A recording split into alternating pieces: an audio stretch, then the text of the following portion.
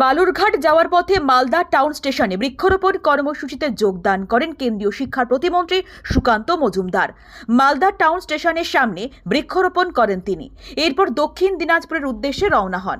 এই বৃক্ষরোপণ অনুষ্ঠানে উপস্থিত ছিলেন ইংরেজবাজারের বিজেপি বিধায়ক শ্রীরূপা মিত্র চৌধুরী ও মালদা বিজেপি বিধায়ক গোপাল চন্দ্র সাহা, দক্ষিণ মালদার বিজেপি সভাপতি অজয় গাঙ্গুলি सह एकाधिक बीजेपी नेतृत्व। देखिए, आज आदरणीय प्रधानमंत्री जी जैसे एक पेड़ में माँ के नाम, उसके साथ साथ पूरे देश में कल्प वृक्ष लगाने का काम आदरणीय प्रधानमंत्री जी भी कर रहे हैं।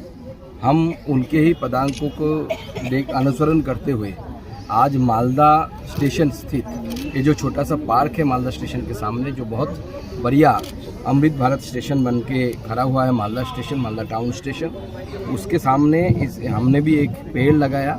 और ये पेड़ आगे आने वाले समय में माननीय प्रधानमंत्री जी का जो काम है, अमृत भारत स्टेशन पूरे देश में तैयार करना से लेकर रेल को एक रेवोल्यूशन लाना रेल में, ये सारा साक्षी बनेगा ये वृक्ष।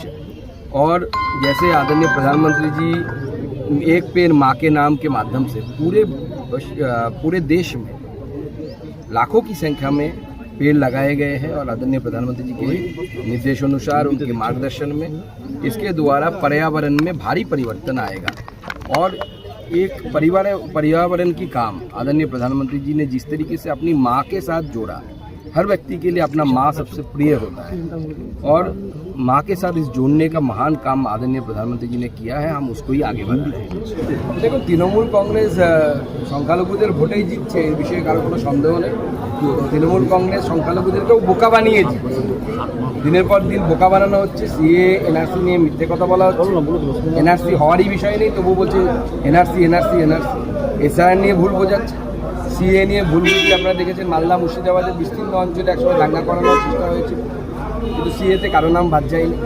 এই ধরনের চক্রান্ত চলছে, আমার মনে হয় তৃণমূল সফল হবে।